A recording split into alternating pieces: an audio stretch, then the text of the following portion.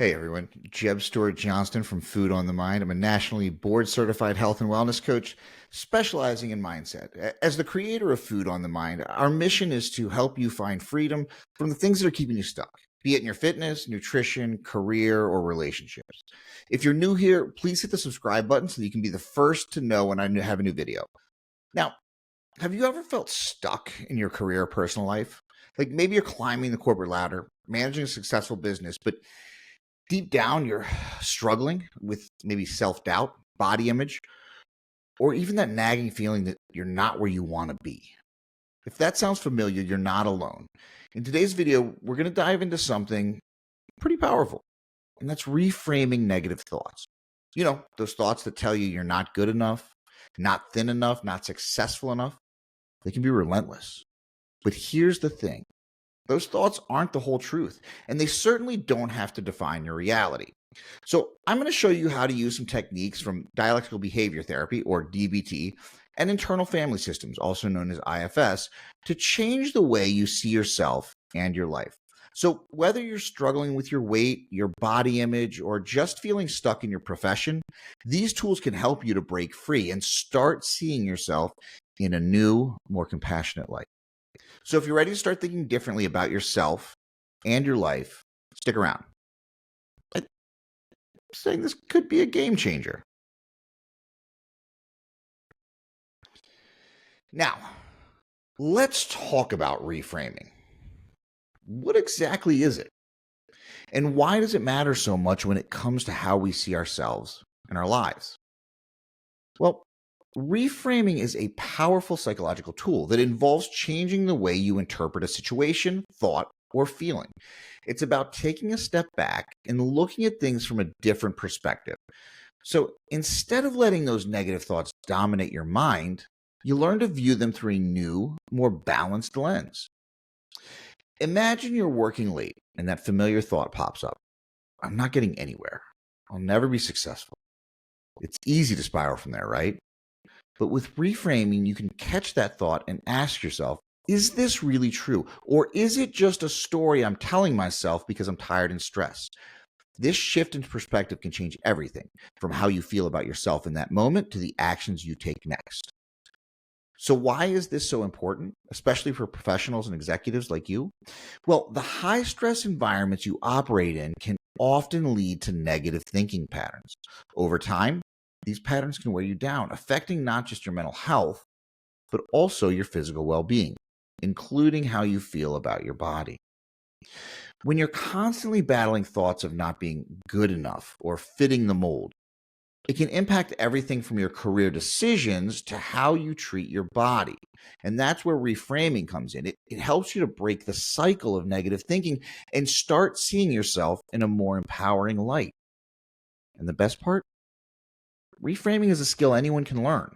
It's like exercising a muscle. The more you practice it, the stronger it gets. And in a bit, I'll show you exactly how to do that using tools from dialectical behavior therapy and internal family systems. But first, let's dive a little bit deeper into what these approaches are all about. All right, now that we've talked about the importance of reframing, let's get into the nuts and bolts of how we can actually start shifting those negative thoughts. To do that, I'm going to introduce you to two powerful therapeutic approaches: dialectical behavior therapy, or DBT, and internal family systems, or IFS. If you've seen my other videos, we talk about these quite a bit. So, first up, DBT. DBT was originally developed to help people manage intense emotions and build a life worth living. But what's really fascinating about DBT is how well it works for all of us, especially when we're dealing with negative thoughts about ourselves, whether that's about our bodies, our careers, or our lives in general. At its core, DBT is about finding a balance between two seemingly opposite things: acceptance and change. On one hand, it encourages you to accept yourself exactly as you are with all your flaws and imperfections. On the other hand, it also challenges you to change those patterns that are holding you back. This balance is key to breaking free from the grip of negative thoughts. One of the main tools of DBT is mindfulness, which is all about being present in the moment without judgment. Mindfulness helps you step back and observe your thoughts instead of getting swept away by them. Shortly, I'll show you how to use mindfulness to catch those negative thoughts in the act and start reframing them. Now let's talk about IFS. Internal family systems is a really unique approach. I love it personally because it looks at our minds as being made up of different parts. You might think of these as different voices or personas inside of you, like the inner critic that's always pointing out your flaws, or the emotional eater that comes to help when you're stressed. So IFS helps you understand that each of these parts has its own reasons for behaving the way it does, usually trying to protect you in some way, even if it doesn't always feel helpful. The goal isn't to get rid of these parts, but to listen to them, understand their concerns, and then work with them to find healthier ways to meet your needs. For example, if you're struggling with body image, there might be a part of you that's hypercritical of your appearance because it's trying to push you to be better in some way. But instead of letting that critic run the show, IFS teaches you how to have a dialogue with it so you can understand what it's really worried about and then help relax its grip on you. So, why are these approaches so powerful? Because they don't just tell you to think positively, right? They give you concrete tools to change the way you interact with your thoughts and feelings. They help you create a more balanced, compassionate relationship with yourself, which is crucial for anyone dealing with the pressures of professional life and personal challenges like weight and body image issues. In the next section, we're going to delve into specific DBT and IFS techniques so you can start using them today to reframe those negative thoughts and start seeing yourself in a new light. But first, let's recap the key idea here. So, DBT teaches us the balance between acceptance and change, and IFS helps us understand the work with the different parts of our mind. Are you ready to see those in action? Let's get started. Now that we've covered the basics of DBT and IFS, let's get into some practical tools you can use to start reframing those negative thoughts. So we'll begin with a couple of techniques from dialectical behavior therapy. They're designed to help you shift your perspective and challenge those unhelpful thinking patterns. First up, mindfulness. Mindfulness is all about staying present in the moment without judgment.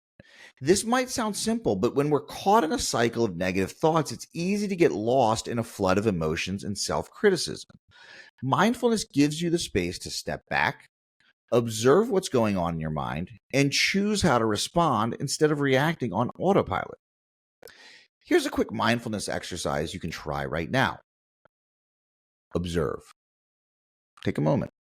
Notice any thoughts that are running through your mind.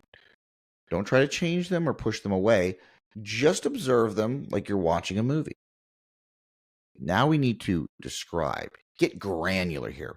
Put those thoughts into words. For example, if you're thinking, I'm never going to lose this weight, you might describe it as, I'm noticing a thought that says I can't lose weight. Finally, bring yourself back to the present moment by focusing on what you're doing right now. Whether that's working on a project, eating a meal, or just sitting and breathing, engage fully in that activity. By practicing this simple technique, you're training your mind to catch those negative thoughts as they happen and to observe them without getting caught up in them.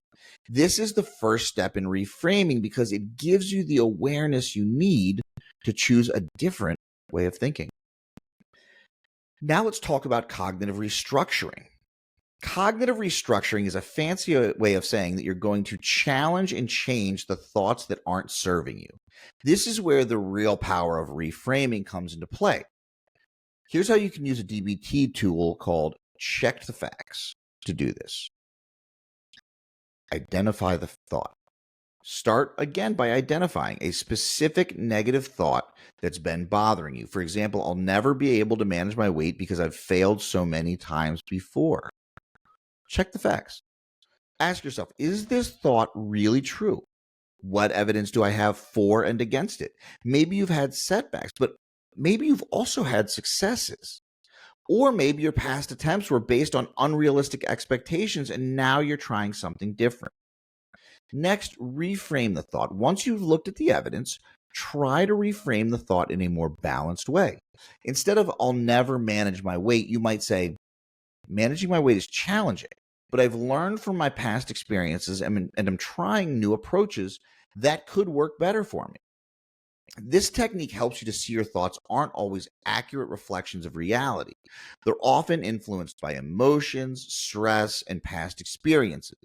By checking the facts, you can start to see things more clearly and develop a healthier, more compassionate perspective.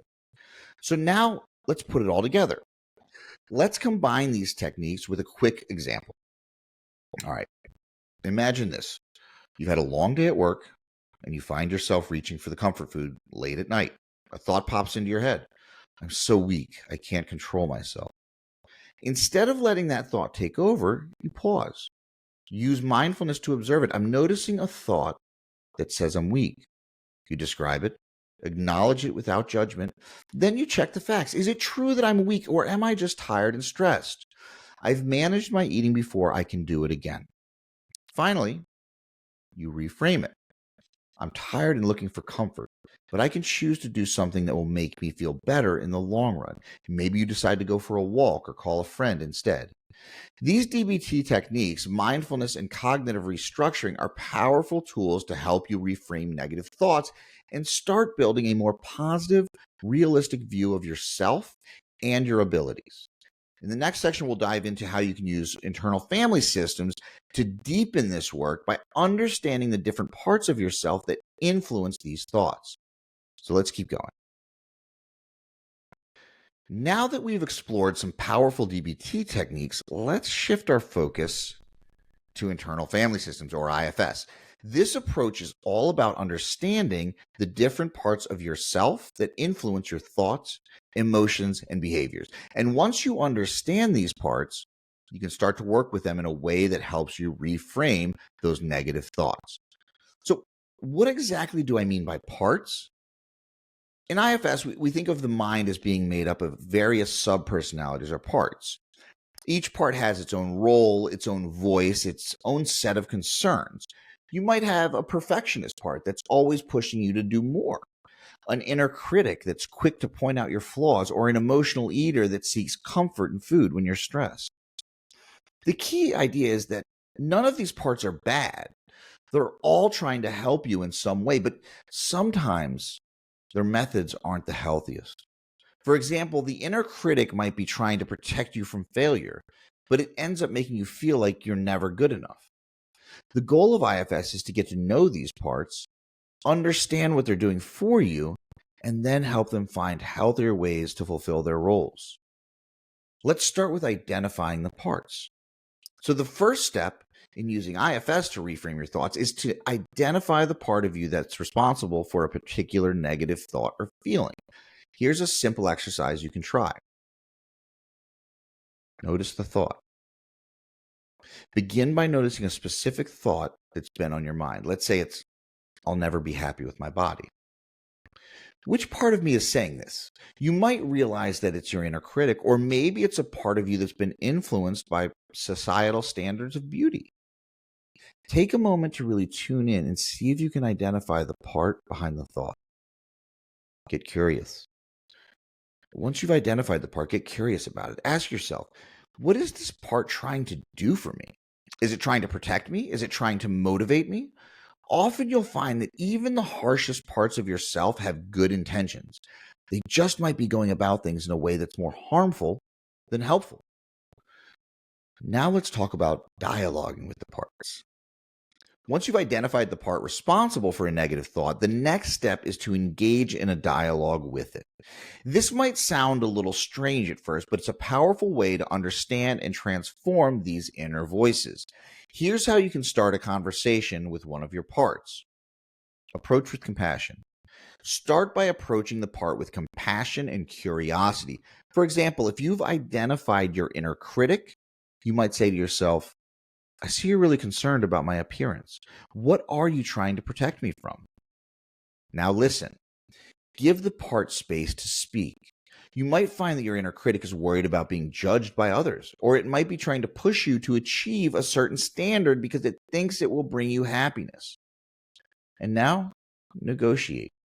Once you understand what the part is trying to do, See if you can negotiate with it. For example, you might say, I appreciate that you're trying to help me, but constantly criticizing myself isn't working. What if we found a different way to motivate ourselves, one that's more encouraging and a little less harsh? And then we reframe the message. Finally, work together with the part to reframe its message in a more supportive way. Instead of the inner critic saying, you'll never be happy with your body, maybe it can say, I want you to be healthy and feel good about yourself. So let's focus on what makes us feel strong and capable. So now we got to kind of put this into practice, right? Like, let's walk through a quick example of how this might look in real life. So imagine you're looking in the mirror and the thought comes up, I look awful today. Instead of accepting that thought as truth, you pause and ask yourself, which part of me is saying that? You might realize that your inner critic. You get curious and ask, what are you worried about? The inner critic might say, I'm worried that if you don't look your best, people won't respect you or take you seriously. With that understanding, you can begin a dialogue. I understand you're trying to protect me from judgment, but constantly putting myself down isn't helping. How about we focus on what makes me feel confident today instead of criticizing how I look? By engaging with this part, you've reframed the original negative thought into something more constructive and supportive. Over time, as you continue to work with your parts, you'll find that the negative voices become less dominant and more balanced, compassionate mindset starts to emerge. These IFS techniques, identifying your parts and dialoguing with them, offer a powerful way to understand and reframe the thoughts that hold you back. In the next section, we'll put everything together with a practical application, showing you how to use both DBT and IFS techniques in a real-life scenario. Now that we've explored both DBT and IFS techniques for reframing negative thoughts, let's bring it all together with a practical example. I want to show you how you can use these tools in your everyday life, especially during those moments when you feel most vulnerable or stuck. So let's do this scenario, a late night snack attack. So let's imagine you've had a long, stressful day at work. There's a theme here. You've been dealing with demanding clients or a never-ending stream of emails, and by the time you get home, you're exhausted. All you want to do is unwind. But instead of reaching for a healthy snack, you find yourself gravitating towards comfort food, something you've been trying to avoid because it's part of a pattern that's been holding you back in your weight management goals. As you reach for that comfort food, a familiar thought pops up. I'm so weak. I can't control myself. I'll never lose this weight. So let's start with mindfulness. First, take a deep breath and practice mindfulness. Remember, mindfulness is about being present in the moment without judgment. So observe. Notice the thought that just popped into your mind. I'm so weak. I can't control myself. Don't judge it. Just observe that it's there. Now describe it. Say to yourself, I'm noticing a thought that says I'm weak and can't control myself. This simple act of describing the thought helps you create a little distance from it, so you're not completely swept away by the emotion. Now we need to participate. This is the active part. Focus on what you're doing in the moment. If you're holding the snack, just feel it in your hands. Take a deep breath and bring your attention back to the present. Now, let's take a moment to check the facts. We want to challenge the negative thought using the check the facts technique. Again, the thought we identified is, I'm so weak, I can't control myself. So ask yourself, is this really true? Am I actually weak, or am I just tired and stressed from the day? Maybe you've had moments of great control in the past. Maybe today was just a particularly tough day. Now let's reframe it. Reframe it into something more balanced. I'm feeling tired and stressed right now, and that's making it harder to resist this snack. But that doesn't mean I'm weak. I've made good choices before, and I can make a better choice now if I want to. And so the next step, let's start to identify our parts. Let's bring in IFS to get a little bit deeper. Ask yourself, which part of me is driving the urge to eat? So now let's identify the part. Maybe it's your emotional eater part, the one that seeks comfort in food when things get tough. So get curious and ask this part, what are you trying to do for me right now? What do you need from me? You might think this part is simply trying to make you feel better after a long day. It's not trying to sabotage you. It's just looking for a way to provide comfort. And then step 4, we want to dialogue with that part. So once you've identified the part, engage in a compassionate dialogue. Say to this part, I get it. You're trying to help me relax and feel better. I appreciate that, but there might be a better way for us to feel good without turning to food. And now we negotiate. Suggest an alternative. How about we take a relaxing bath or watch our favorite show instead? That might help us unwind without feeling guilty afterward. And now we reframe the message. Help the part reframe its message. Instead of I need this food to feel better, it could be I need some comfort. And there are other ways to get it that will support my goals. And last, we need to take action. So finally, make a choice based on this new perspective. Maybe you decide to put the snack down and opt for a different activity that aligns with your goals. Or if you choose to eat, you do so mindfully with the understanding that it's okay. You're making this choice consciously without judgment. Now let's put it all together. By using these DBT and IFS techniques together, you've taken a situation that could have spiraled into negative self-talk and guilt and turned it into an opportunity for growth and self-compassion. You've observed your thoughts, challenged them, understood the underlying needs, and made a choice that supports your well-being. And remember, this is a practice. The more you use these tools, the more natural they'll become. The goal isn't perfection, it's progress.